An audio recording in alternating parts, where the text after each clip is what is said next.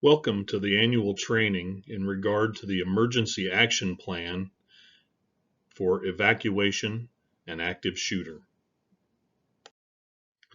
Our site has an emergency action plan.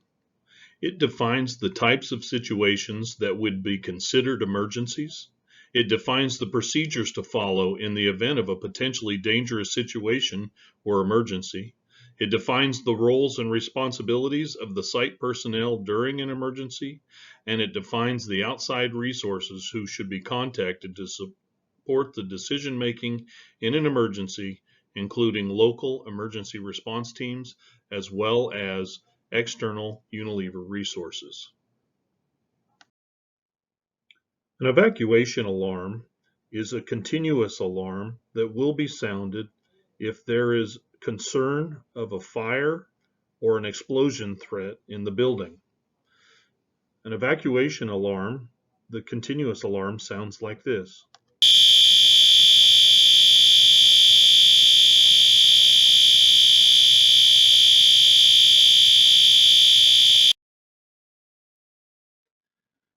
There are several roles and responsibilities during an emergency evacuation alarm. The first is emergency coordinator.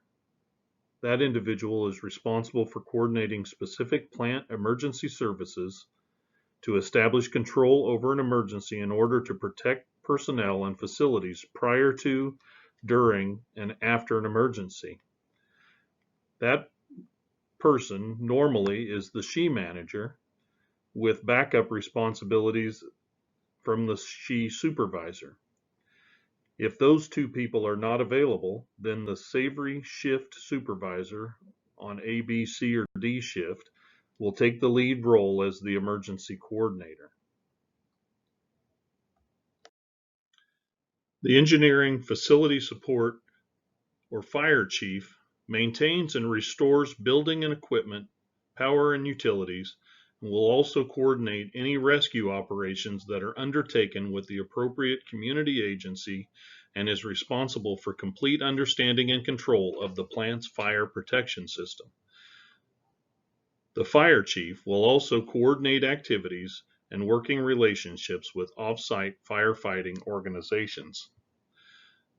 The lead person in this role is the engineering and maintenance manager, with a backup responsibility of the maintenance supervisor on duty. If neither one of these people are available, the building maintenance technician on A, B, C, or D shift will take the lead role in coordinating this effort.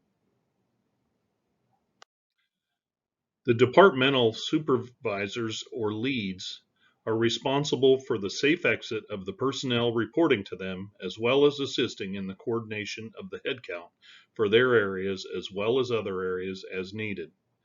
So the people responsible here are the department supervisors or manager, along with the departmental leads. All other Unilever employees, visitors, or contractors are responsible to follow the procedure outlined for evacuation or sheltering in place, and are expected to be available to assist in the preparation of the head count and expediently making sure all people are safe. The Public Relations Coordinator. The factory director will serve as the Public Relations Coordinator. He or she is the only person in the plant who will make statements to the news media. The Public Relations Coordinator will also notify families of injured or deceased coworkers. That person for our site is the factory director. No other person may take that role without designation by the factory director. The procedure to be followed during an evacuation is as follows. When the emergency alarm is sounded, all persons carrying a radio are asked to switch to channel 2 to align communications. The alarm for an evacuation is a continuous bell. All personnel are asked to move immediately to the nearest exit. The security guard will open the external gates to allow for access of emergency vehicles and access for walking to the assembly area. All personnel except those people who have a role in the evacuation process are asked to gather at the assembly point on the south side of the plant. The emergency coordinator and the engineering maintenance team will confer on the status and determine next steps. The department supervisors or team leads will determine head count and will confer with the emergency coordinator once the head count has been confirmed. The emergency coordinator is the only person who may communicate all clear or the next steps. Please take a good look at this top-down view of our facility. In this view, you can see all of the exits around the building. While you're in the site, always be aware of the two nearest exits that you could go to in case of an evacuation. If the alarm were to sound, you go directly to the nearest exit and out of the building. You don't ever want to walk directly through the front of the building because you're not sure where the potential emergency could be. Please walk around the building to the front and assemble at the small parking lot on the south side of the building. In the lower left-hand corner, this is a picture of the small parking lot on the south side of the building. This small parking lot has signs around the outside of it that have the names of each one of the departments. Please congregate with those people from your department to help expedite the head count when we have an emergency evacuation. This will allow us to get a head count in a quick manner so that it can be passed along to the emergency coordinator. In review on the emergency action plan, please remember the type of alarm that we have for an emergency evacuation is a continuous alarm. Know your role in this evacuation process. Take every alarm seriously.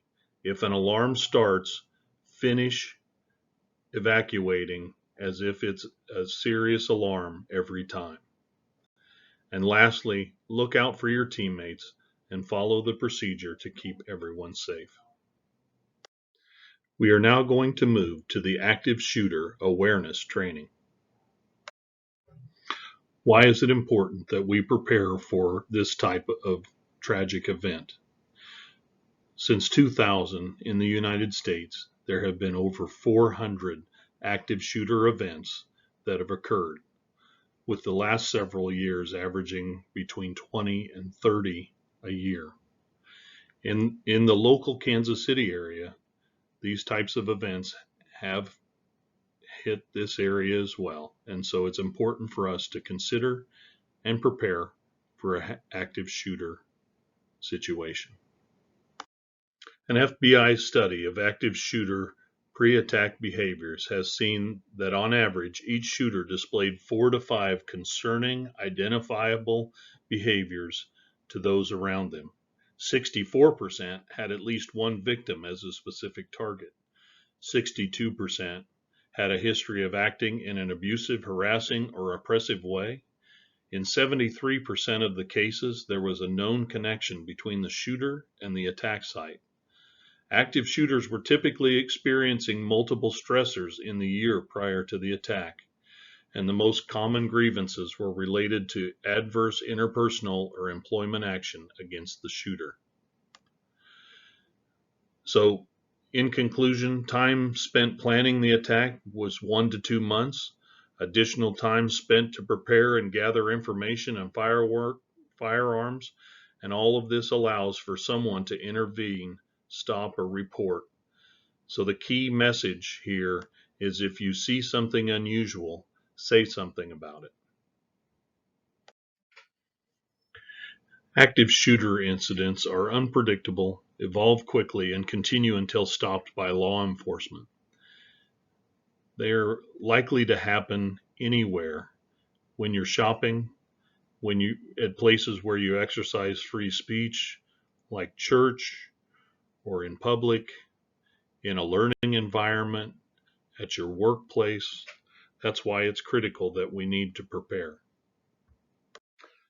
When responding to an active shooter in your vicinity, The course of action you take is based on the situation that you're in. You need to choose to run, hide, or fight. The most preferable is to run. If there's an accessible escape path, attempt to evacuate the premises. Be sure to have an escape route. Evacuate regardless of whether others agree to follow. Leave your belongings behind. Help others escape if possible. Prevent others from entering the area where active shooter may be. The information you need to consider to provide to law enforcement or 911 operator is the location of the shooter, number of shooters if there's more than one, number and type of weapons if you know, the number of potential victims, and the physical description of the shooter. If you can't run, then hide. If evacuation is not possible, find a place to hide where the active shooter is less likely to find you. Your hiding place should be out of the aggressor's view. Provide protection if shots are fired in your direction. Not trap you or restrict your options for movement. To prevent an active shooter from entering your hiding place, lock the door. Blockade the door with heavy furniture. Silence your cell phone. Hide behind large items and remain quiet. And as a last resort, fight. As a last resort, and only when your life is in imminent danger, attempt to disrupt or incapacitate the active aggressor by acting as aggressively as possible against him or her, committing to your actions, yelling as loud as you can, throwing items and improvising weapons, and working together to incapacitate the aggressor. When law enforcement arrives, officers will usually arrive in teams of 3 or 4. They may be armed with rifles and shotguns. Officers may use pepper spray or tear gas to control the situation. They may shout commands and may push individuals to the ground for their safety. Always put down any items in your hands. Keep your hands up and visible. Avoid pointing, screaming, or yelling, and do not stop to ask officers for help or directions when evacuating. Just proceed in the direction from which the officers are entering the premises, and always follow their direction. If an active shooter is detected, all persons carrying radios or phones are instructed to alert as many individuals in their area as possible by yelling, "There is an emergency, get out now." All persons are instructed then to make your way out of the building to a safe zone. Get as far away as possible to feel safe, even off of the property as necessary. If you hear the noise close to your workstation or work area, follow the guidelines for hiding.